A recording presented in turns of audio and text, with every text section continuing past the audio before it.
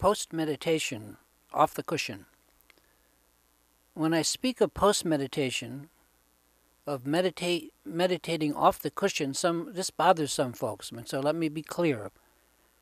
I'm not suggesting that you give up meditating on the cushion, but I am suggesting that you might consider augmenting your cushion sittings by meditating on any other focused work you do if you can. The cushion is a great place to build the habit, the mental muscle memory of sitting. And sure, the cushion is home base or most familiar, but once you learn to meditate, you will find that you can meditate elsewhere, including almost anywhere. I wrote this in the previous 3-part blog, audio blog called Mixing the Mind, so that might be available the same place that you got this. I originally got into meditating off the cushion almost by accident, through close-up photography, something that I found joy in. And joy or happiness was an ingredient that too often came up missing with my on-the-cushion meditation time. After many, many years, my cushion sitting had unfortunately but understandably gradually gathered around itself a lot of expectations, of hopes, wishes, arrogance, fears, boredom. I had a whole nest of obscurations which did not help. I also found that I simply was not logging enough time in on the cushion. I had developed a kind of approach avoidance thing going on with the cushion that was not so good. I had forced myself to do it too much over the years, and that had left a mark, an impression, an imprint. As they say, it had recorded karma. At the rate I was going, or so I thought, it was going to take me lifetimes to accumulate any real results at all. By supplementing cushion practice with various other meditation practices, ones that I had not stained through my particular learning curve, my progress greatly improved.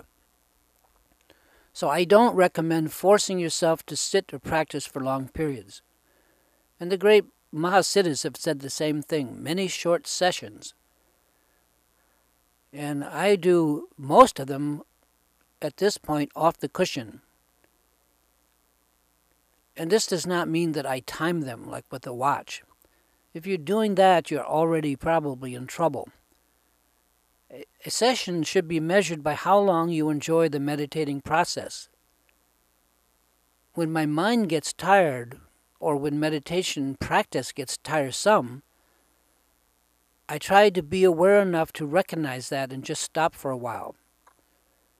Pushing practice beyond enjoyment may be, at best, an interesting exploration, but I have seldom found that my meditation benefits from it.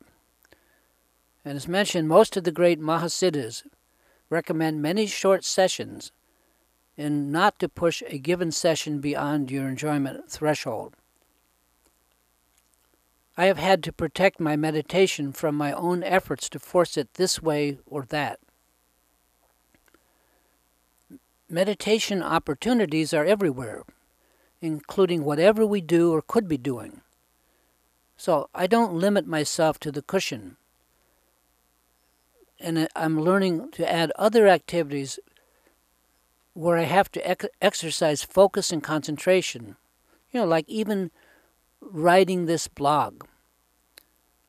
I have gradually added writing to the list of activities that I am able to use as an object of meditation, like this particular article.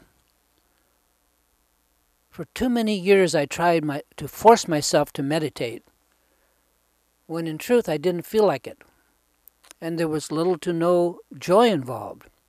And looking back, this kind of forced practice only stained my meditation, and it did little good at all. At this time and at this point, I try to bring meditation to whatever activities that I'm joyfully involved in, ones that would lend themselves to the technique. The activity that I'm involved in does not have to be joyful. Only my attitude and approach to it needs to be like open-minded. And I don't limit an activity by trying to get through it and be done with it in a hurry. There are no good or bad activities, only good or bad attitudes on my part. If I'm cleaning the toilet, I try to do it attentively and joyfully. Why joyfully? Well, if I have to do it anyway, why not? What good does bitching and moaning about what I have to do bring me? This is where the Zen Buddhists have so much to contribute. There are few, if any, objects or subjects that do not lend themselves to mindfulness and meditation. Looking forward to like a joyful activity, one I like, while wishing the one that I'm now in would get over quickly, is just pointless. If we can learn to relax and find joy in or be content with whatever we do, then we don't have favorites. Now for me, the first off-the-cushion object of meditation was photography. And even today, I look forward to that. However, some days it rains, or it's too cold or too hot, or I just don't have the energy for it. I became attached to photography at one point in my practice as the prime medium for meditation. And I have gradually learned to stop thinking it's the photography that's important, when in fact it's the clarity of successful meditation that I really yearn for. But for a long time I could only attain that through photographing, through photography. It was there that I happened to get that clarity through the process of photographing nature up close. On rainy days, instead of photographing, I will sometimes work on organizing or finishing photos that I have previously taken. This too involves concentrated and careful work, and so it's a good subject for meditation, with the result that when I do it, pretty soon my mind is clear, and so on. In other words, it's the baby and the bathwater thing again.